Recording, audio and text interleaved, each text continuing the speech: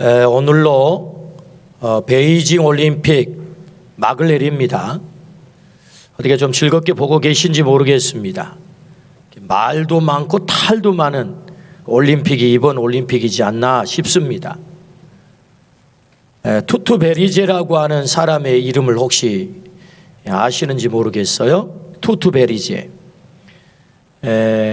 피겨스케이팅에서 여자 선수들이 4회전 점프를 거의 못했습니다. 최초로 성공시킨 것이 2018년도 이 투투 베리제라고 하는 코치의 교육을 받은 선수들이, 러시아 선수들이 이 4회전 점프를 했지요. 그래서 이번에 올림픽에서 4회전 점프를 완벽하게 소화를 해서 이번에 반드시 금메달을 받는다 하는 선수가 있었는데, 그 선수가 발리에바라고 하는 러시아 선수입니다. 16살 아이인데 참 예쁘장하게 생겼어요. 쇼트 프로그램에서 1위를 했죠. 이제 프리스케이팅을 해야 되는데 전문가들은 아마도 발리에바가 금메달을 목에 걸 것이다, 다 이렇게 예측을 했어요.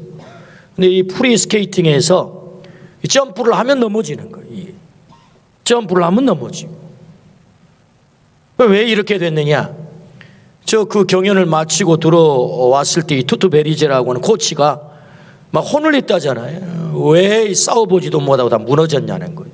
이 아이의 멘탈이 너무 무너진 것입니다. 멘탈이.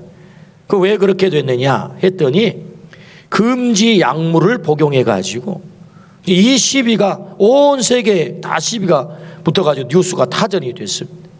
거기에 이제 심적 부담을 가지고 제대로 실력 발휘를 못했다. 16살짜리 아이가 금지 약물을 복용을 했대요. 그래서 사람들은 그 아이가 그렇게 한 게 아니라는 거죠. 바로 이 코치 투투 베리제라고 하는 이 코치가, 이 선생님이 이 아이에게 결국 약물을 먹게 만들지 않았나라고 의심을 하죠. 지나치게 성적에 집착하다 보니 먹어서는 안 될 이 약물에 손을 대게 된 거지요. 이 도핑 테스트에 걸리게 되면 이전에 수상했던 것까지 전부 박탈이 됩니다.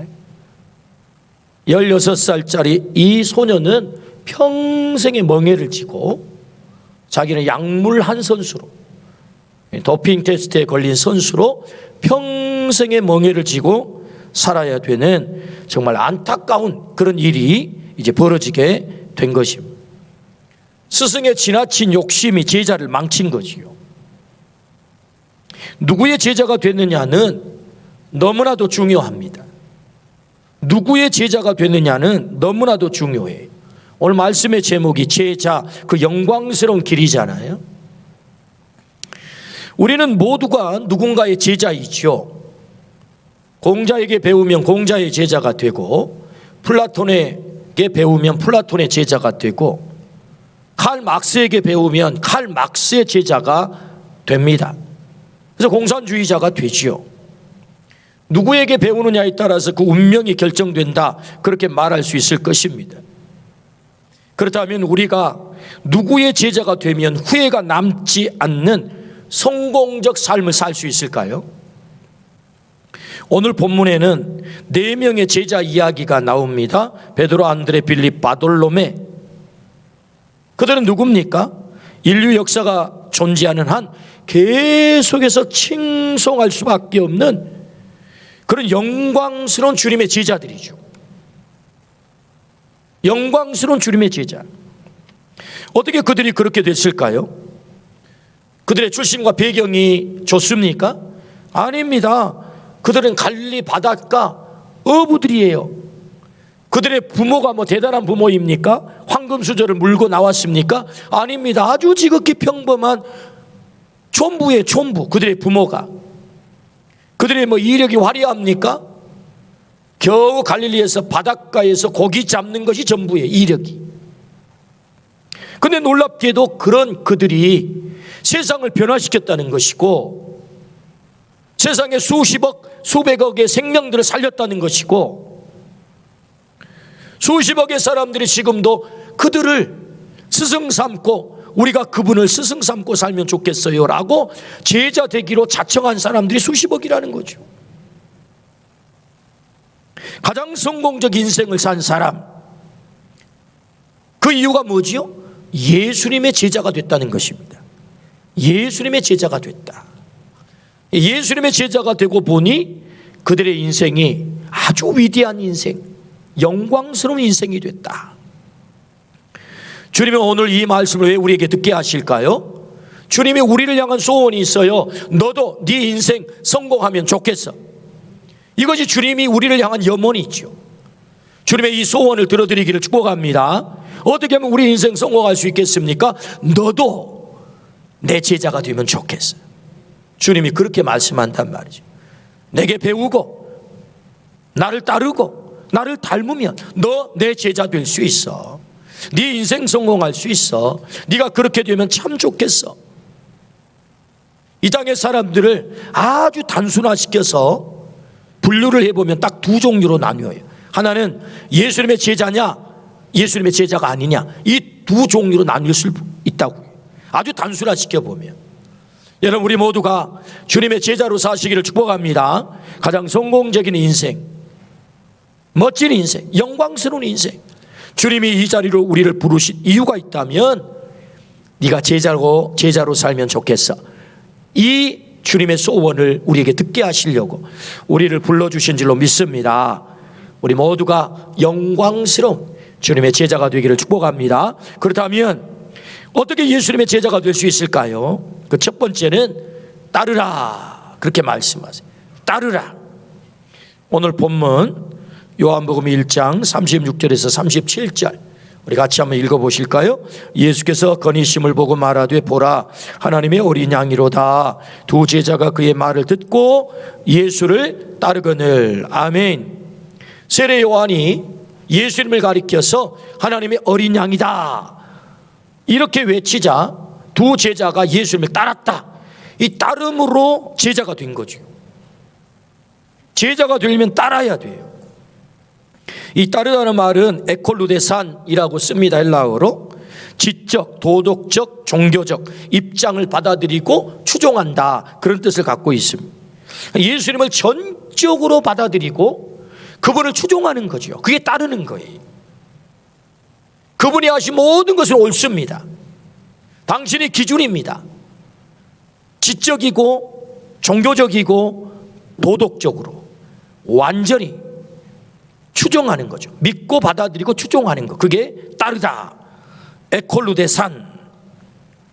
우리가 예수님을 따라야 제자가 됐는데 따르기 위해서는 두 가지 요인이 있습니다. 첫 번째는 예수님이 나를 선택해 주셔야 따를 수 있고요, 또 하나는 선택당했을 때 의지적으로 결단해서 그분을 내 발걸음을 따라 나서야 따라지는 것입니다. 이 두 가지 요인이라고요. 그러니까 먼저는 예수님이 나를 선택해야 내가 제자가 될 수 있죠. 그분을 따를 수 있단 말입니다. 마가복음 1장 16절에서 18절 갈릴리 해변으로 지나가시다가 시몬과 그 형제 안드레가 바다에 그물 던지는 것을 보시니 그들은 어부라. 예수께서 이르시되 나를 따라오라. 내가 너희로 사람을 낚는 어부가 되게 하리라 하시니 곧 그물을 버려두고 따르니라. 아멘. 오늘 이 말씀에 보면 예수님이 어디를 가셨어요? 갈릴리 바다를 찾아가신 것입니다. 고기 잡는 어부를 보셨대요. 보시니 뭐라고 말씀하세요? 그들을 향하여서 팔로미, 나를 따르라, 그렇게 말씀한 거죠. 그러니까 예수님이 먼저 선택한 거죠. 먼저 선택한 거예요. 요한복음 15장 16절에 너희가 나를 택한 것이 아니요 내가 너희를 택하여 세웠나니, 주님이 나를 택했다고 말씀하세요. 아멘입니까? 주님이 나를 택하셨다. 제자로 나를 택하신 거예요. 그러므로 오늘 내가 이곳에 있는 것은, 여기 예배 자리에 와서 앉아 있을 수 있는 것은, 내가 여기 오고 싶어서 왔어, 누군가 여기 가자고 해서 갔어. 물론 형태적으로는 그렇게 되지만 사실은 주님이 나를 먼저 선택한 거예요. 믿으시기를 축복합니다. 내가 너를 지명하여 불렀나니 팔로미, 너는 나를 따르라, 이렇게 말씀한 거예요. 전적인 하나님의 은혜죠. 내가 그럴 만한 가치가 있어서요? 그럴 만한 존재, 그럴 만한 인격을 갖추었기 때문에요? 뭐 삶이 그럴 만하게 뭐 거룩하기 때문에 그런 거 아닙니다. 아무런 조건도 보지 않고 내가 너를 택했다. 너는 나를 따르라. 여러분, 베드로와 안드레와 여러분 빌립과 바돌로메, 그리고 야고보의 아들들 요한, 세베대의 아들들 요한과 야고보, 뭐 그들이 무슨 훌륭했습니까? 그렇지 않습니다. 전적으로 하나님의 은혜로 선택받은 줄로 믿습니다. 그래서 우리가 주님을 따른다 했을 때 첫 번째 요인이 뭐라고요? 그분이 나를 은혜로 선택해 주어야 따를 수 있는 거죠. 두 번째, 선택받았다고 내가 주님의 제자 되는 거 아닙니다. 내가 의지적으로 결단하여서 따라야 되지요. 이사야 43장에 보면 내가 너를 지명하여 불렀나니 너는 내 것이라. 그래서 우리를 하나님의 백성 삼으시고 하나님의 소유 삼아주셨어요. 이스라엘 백성을 그렇게 한 거죠. 그래서 이스라엘 백성이 어떻게 돼요? 하나님의 성민, 거룩한 백성이 됐단 말이에요. 그런데 하나님의 선택을 받은 이스라엘 백성이 하나님께 등을 돌립니다. 우상을 섬깁니다. 하나님을 떠납니다. 어떻게 되지요? 아수르에게 망합니다. 바벨론에게 포로로 끌려갑니다. 그리고 여러분, 예수님 때에는 로마의 패망을 당합니다. 2000년 동안 나라를 잃고 그는 지내게 됩니다. 현대 역사의 비극 가운데 히틀러에 의해서 유대인이 600만 명이 학살당합니다. 우연일까요? 그들은 하나님을 떠난 거지. 하나님께 등 돌린 거지. 하나님은 그들을 선택했다고 말씀하세요. 내가 너를 지명했다. 너는 내 것이다. 내 성민이야. 근데 그들이 의지적으로 결단하여 따라야 될 하나님을 따르는 대신에 우상을 섬기고 말았단 말입니다. 하나님께 등을 돌렸다고요. 그래서 그 결과가 뭐지요? 처참한 역사 속에 겪어서는 안 될 그런 아픔의 역사를 그들은 겪을 수밖에 없었던 거지. 의지적인 결단이 없었던 거지. 하나님이 12 제자를 선택했습니다. 12 제자, 베아냐요, 빌바, 도마, 야시다요. 앞자만 땄어요. 12 제자를 선택했어요. 누가요? 주님이. 그 가운데 가룟 유다가 있습니다. 여러분, 얼마나 영광입니까? 얼마나 대단합니까? 12명 가운데 한 명으로 선택을 받았다. 그런데 여러분, 가룟 유다가 끝까지 따르는 것을 거부합니다. 의지적으로 따라야 돼요. 선택은 받았지만 의지적으로 따르지 않으면 제자가 될 수 없단 말이죠. 여러분, 주님을 의지적으로 따르기를 주의 이름으로 축원합니다.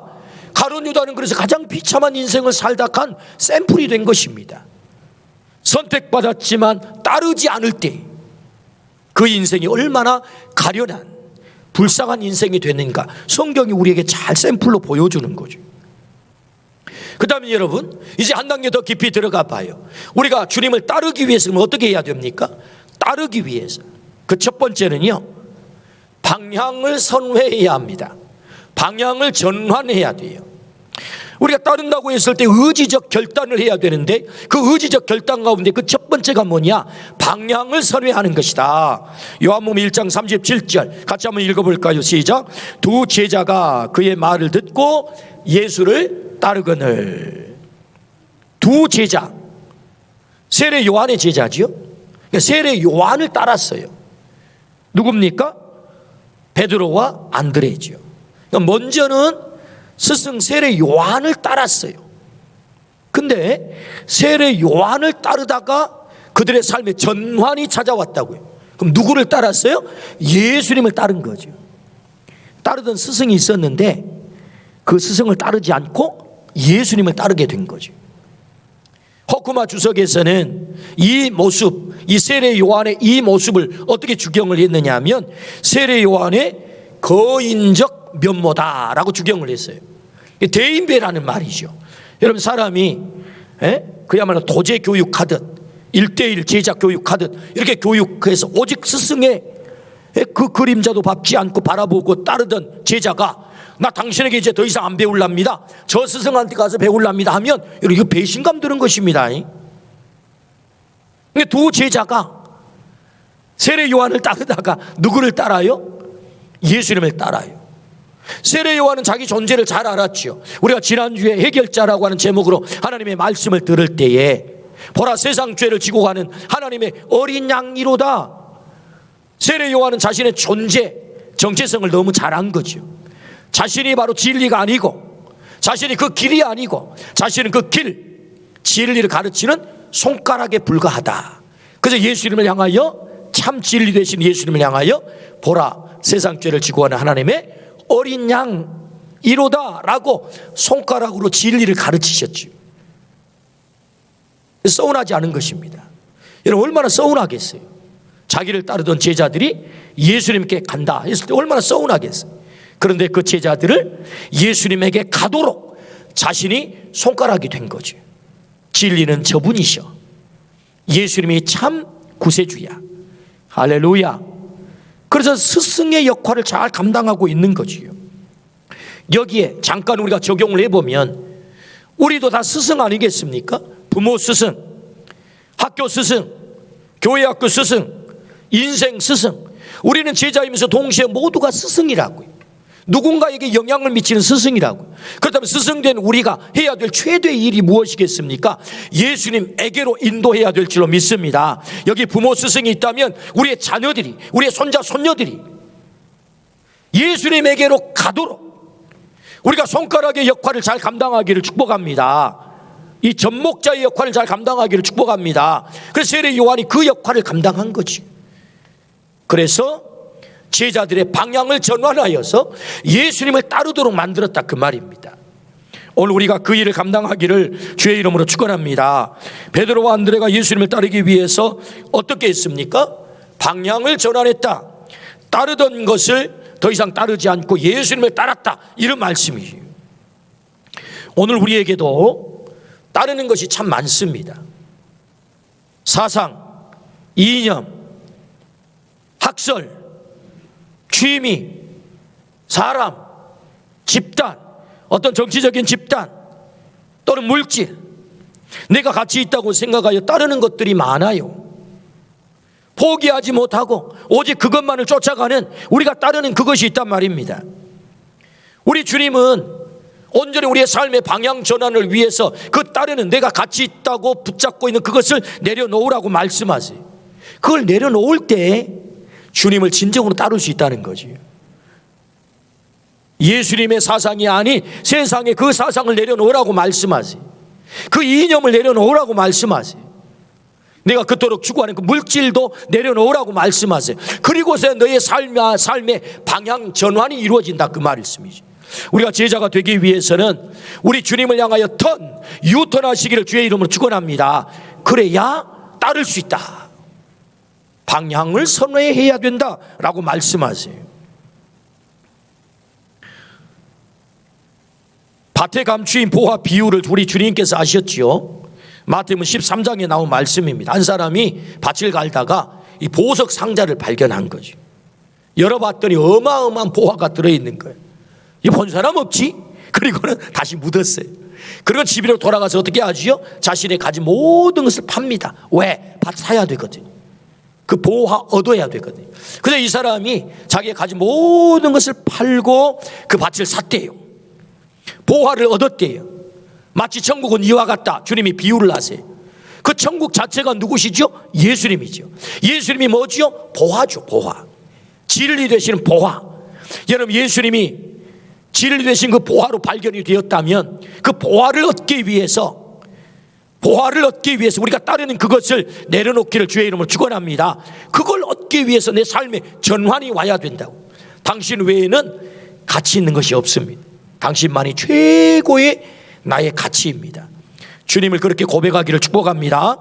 주님보다 더 가치 있는 것, 이 세상에 어떤 것도 없다. 주님이 말씀하시죠. 조지 슈아라고 하는 사람이 있습니다. 그런 경제적인 한파가 불어닥쳐서 대학을 중퇴할 수밖에 없었어요. 그래서 보험회사를 다녔습니다. 한 방송국에서 마치 오디션 프로그램을 했어요.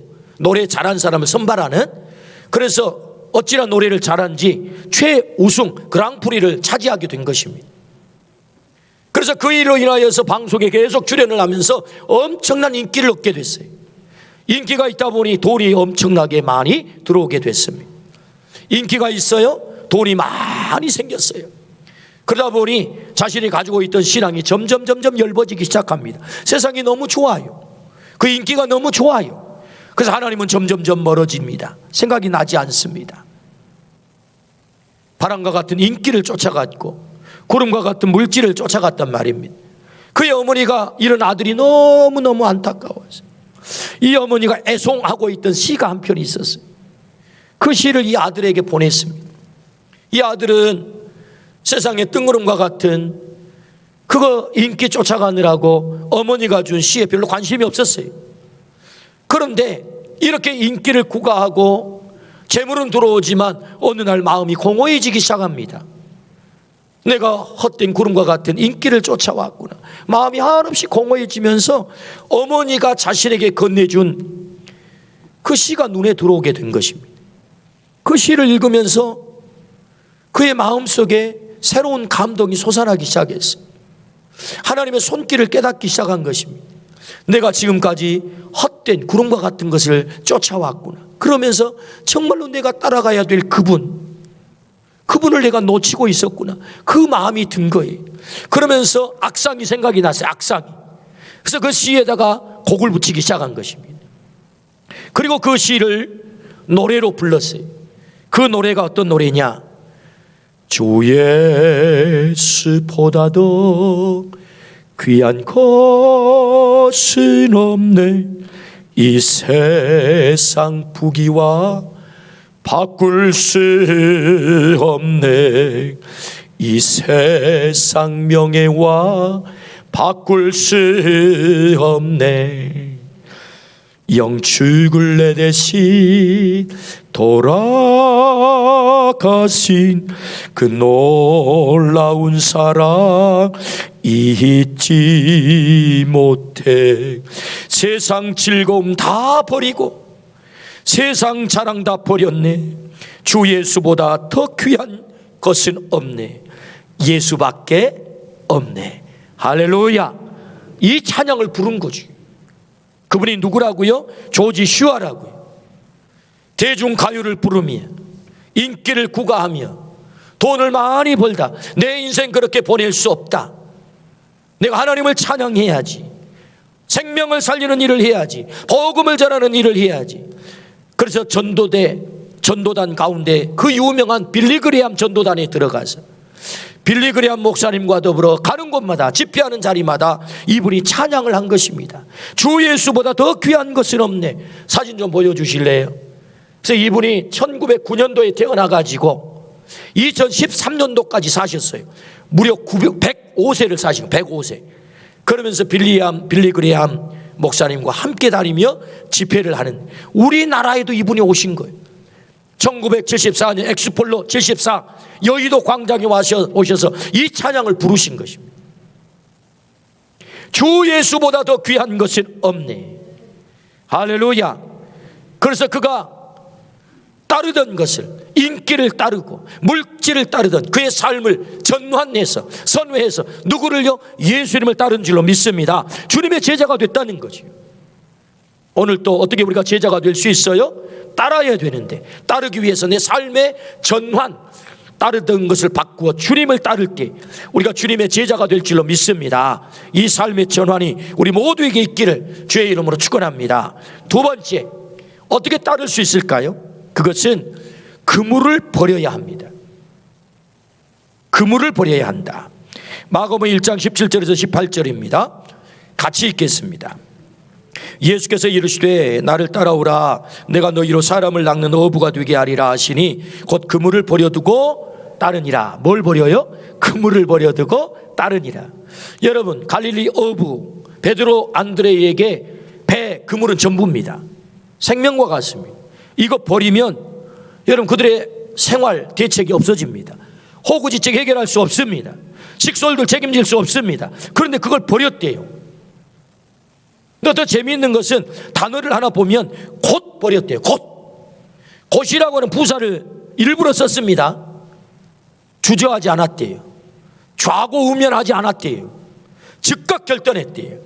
여러분, 주님을 따르는 일은 즉각 결단하는 일인 줄로 믿습니다. 오늘 주님이 내게 말씀하시면 나를 따를래? 팔로우미, 너 나를 따르면 좋겠어, 내 제자로 살면 좋겠어 라고 오늘 들려오면 오늘 결단하기를 축복합니다. 나 나중에 좀 고민해보고 그렇게 할게요. 그거 아닙니다. 곧 그물을 버려두고 따랐더라, 이래 주님이 그렇게 말씀하잖아요. 오늘 이 시간 결단하기를 축복합니다. 어떻게 해요? 그물을 버렸대요. 여러분, 이렇게 왜 무리한 부탁을 합니까? 왜 무리한 일을 하십니까? 여러분, 이 그물을 버리고 배를 버리고 주님을 따르는 이 결행을 한다고 했을 때 여러분, 얼마나 심각한 질문을 우리가 던져야 되는 것입니까? 아니, 그러면 우리 식소는 누가 책임집니까? 질문해야 되잖아요. 누가 나 먹여줍니까? 질문해야죠. 내 인생 진짜 책임집니까? 질문해야죠. 지금 예수님이 이 마가복음 1장에 오늘 우리가 읽은 본문 말씀 아니에요? 그러면 예수님 보여준 실적이 없어요. 어떤 결과도 없다고요. 메시아로 오셔가지고 뭐 기적을 행했나요? 지금 막 공생을 시작하는 거거든요. 그야말로 결과가 없어요. 아무런 결과도 보지 못하고 자신들의 운명을 맡긴다고요? 생명을 맡긴다고요? 가족을 다 맡긴다고요? 그래서 그물을 버리고 배를 버린다고요? 이거 심각한 얘기입니다. 그런데 여러분, 오늘 성경은 질문이 없어요. 곧 따랐다, 이렇게 이 말씀만 있을 뿐이라고. 곧 따랐다. 그러니까 배를 버리고 그물을 버리고 따랐다는 말씀의 속뜻이 뭐예요? 주님을 100% 신뢰했다, 이 말씀이죠. 그러니까 따랐다는 말은, 글씨는 따랐다는데 100% 믿었다는 말이에요. 사실 주님을 100% 신뢰하고 주님을 따르면 그분이 책임지실 거예요. 우리의 가족도 책임지시고 내 삶도 책임지시고 내 모든 것을 책임지실 거예요. 그래서 그물을 버리죠. 배를 버리죠. 삶의 수단을 다 버렸다, 그 말입니다. 과연 주님께서 책임지셨을까요? 제자들이 주님을 따라 나섰거든요. 근데 우리 주님이 사람의 심리를 다 꿰뚫어 알잖아요. 그들의 마음속에 어떤 마음이 있는지를 꿰뚫어 아셨어요. 여전히 그들 속에 염려가 있는 걸 아셨지요. 그래서 예수님께서 산 위에 올라가 앉으시니 제자들이 나온지라, 이게 산상수훈 아니겠습니까? 12제자를 가르치는 내용이라고요. 거기 6장에 이렇게 말씀하시죠. 6장 26절부터 28절, 얘들아 공중의 새를 봐라. 왜 이 말씀을 하세요? 그들 속에 뭐가 있다고요? 염려가 있다고요. 따르긴 했는데, 그물은 버렸는데, 배는 버렸는데 여전히 걱정이, 내 식솔들, 내 자녀들은 누가 책임질까? 이 염려가 있는 거죠. 나는 어떻게 먹고 살까? 염려가 있는 거죠. 그래서 주님이 제자들을 가르쳐요. 공중의 새를 봤어? 그들은 농사 짓지 않아. 하나님이 다 먹이시거든. 들의 백합화를 봤어? 그들은 옷감을 만들지 않아. 그런데 솔로몬이 입은 옷보다도 더 화려하게 누가 입히세요? 하나님이 입히세요. 그러면 사실은 말씀 6장 31절, 마태복음 6장 31절 같이 한번 읽어볼까요? 그러므로 염려하여 이르기를 무엇을 먹을까, 무엇을 마실까, 무엇을 입을까 하지 말라라고 주님이 말씀하세요. 주님이 어떤 약속을 하시죠? 오늘 우리가 암송한 암송 구절, 그런즉 너희는 먼저 그의 나라와 그의 의를 구하라, 그리하면 이 모든 것을 너희에게 더하시리라. 할렐루야. 주님이 책임지신 줄로 믿습니다. 이 모든 것을 너희에게 더하시겠다. 네가 배를 버리고 그물을 버리고 나를 따라 나서면 마치 공중의 새처럼, 들의 백합화처럼 너희가 염려는 있겠지만 내가 그 염려를 다 책임지마. 먼저 그의 나라, 그의 의의를 구하는 제자의 삶을 살아봐. 그러면 이 모든 것을 너희에게 더하실 거야. 할렐루야. 주님을 따른다 했을 때 어떻게 따라야 된다고요? 배와 그물을 버려야 된다고요. 주님은 약속대로 그 제자들을 책임져 주신 줄로 믿습니다. 주님이 책임지셨잖아요. 신학교를 가겠다고 아들 녀석이 저기 강원도 철원 대한수도원에 가서 금식 기도를 했어요. 그래서 금식 기도를 하고 내려왔을 때 제가 물었습니다. 아들아, 너 왜 금식 기도했냐? 두 가지를 얘기를 했는데, 너 왜 금식 기도했느냐 그랬더니 아버지가 신학교 갈 때 금식 기도하고 소명받아서 갔다는 그 말이 자기에게 좋게 들렸대요. 그래서 나도 아버지 흉내 내려고요.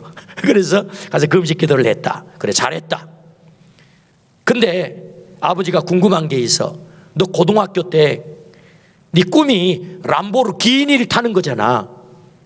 뭐요? 람보르기니라고 비싼 차가 있어요. 수억 가는 차가. 너 고등학교 다닐 때 네 꿈이 람보르기니 타는 건데, 야, 너 신학교 가면 그 물 건너 가는 거다. 너 괜찮겠어? 아이고 아버지, 그 어릴 때 얘기죠. 어릴 때 얘기죠. 철이 조금 든 것 같아요. 그래, 어릴 때 얘기야. 하나님 따라가면 너 책임질 거야. 그래서 여러분 신학교 들어가서요, 제가 학비를 안 대줬습니다. 이유가 딱 하나, 하나님이 널 책임지는 것을 한번 체험해 보라는 거예요. 하나님이 널 책임지는 것을 체험해 보라. 그리고 학비를 안 댔습니다. 어쨌든 지가 이렇게 저렇게 해서 다 다녔는데 결과적으로 하나님이 책임져 주신 줄로 믿습니다. 많지 않는 전도사 사례비지만 그걸 받아가지고 지 아내랑 아주 알콩달콩 잘 살아가는 거 보니까 하나님이 잘 책임지시는 것 같아요. 할렐루야. 하나님이 책임지신다고. 그물을 버리고 배를 버리면 어떻게 살아요? 이 질문이 당장 나오지만 우리가 주님을 따를 때, 여러분, 그래서 우리의 삶의 방편 모두를 버리란 얘기 아닙니다. 너의 우선순위, 무엇이 더 중요한지, 그것을 위해서 네가 붙들고 있는 그것을 내려놓을 수 있겠어? 너의 그물, 너 배 말이야. 오늘 우리가 주님을 따를 때 내가 붙들고 있는, 이것 붙들고 있으면 내 생명 책임져요, 우리 가족 책임져요 라고 붙들고 있는 그것을 내려놓는 은혜가 있기를 주의 이름으로 축원합니다. 오직 주님을 붙들고 주님을 따르면 주님이 책임지신다. 우리 주님이 제자를 책임져 주신 줄로 믿습니다. 아멘. 주님은 오늘 또 제자를 찾습니다. 영광스러운 삶을 살도록 하기 원하셔서 우리가 어떻게 제자가 될 수 있을까요? 따르라 라고 말씀하세요. 주님을 따르면 제자가 됩니다. 그냥 따라지는 것 아닙니다. 우리 주님이 먼저 우리를 선택하셨어요. 우리를 선택하신 은혜죠. 선택되었다고 우리가 제자 되는 것 아닙니다. 의지적으로 결단해야죠. 어떻게 해요? 우리의 삶의 방향을 선회하라 라고 말씀하세요. 우리가 지금까지 추구해온 예수님이 아닌 그런 방향에 서 있다면 그것으로부터 너의 삶의 방향을 유턴하라 라고 말씀하세요. 우리가 방향을 선회하기를 축복합니다. 그리고 우리의 그물과 배를 버려두면 주님이 책임지심을 믿고 주님을 신뢰하고 주님을 따르면 우리의 삶을 온전히 책임져 주실 줄로 믿습니다. 우리가 제자가 된다고 했을 때 다 신학교 가란 얘기가 아닙니다. 다 목사가 되란 얘기도 아닙니다. 다 선교사가 되란 얘기도 아닙니다. 오늘 제자 아버지, 제자 어머니, 제자 노동자, 제자 주부, 제자 간호사, 제자 선생님, 오늘 우리가 주님의 제자가 되는, 우리가 세상 속에 일하는 모든 직업과 삶의 방편들은 제자가 되기 위한 목표일 뿐이죠. 수단일 뿐이죠. 우리가 제자가 되기 위해서 우리를 그 자리에 보내셨다면 우리가 주님을 온전히 따르는, 그래서 영광스러운 길을 걷는 이 제자의 삶을 우리 모두가 사시기를 주의 이름으로 축원합니다. 아멘.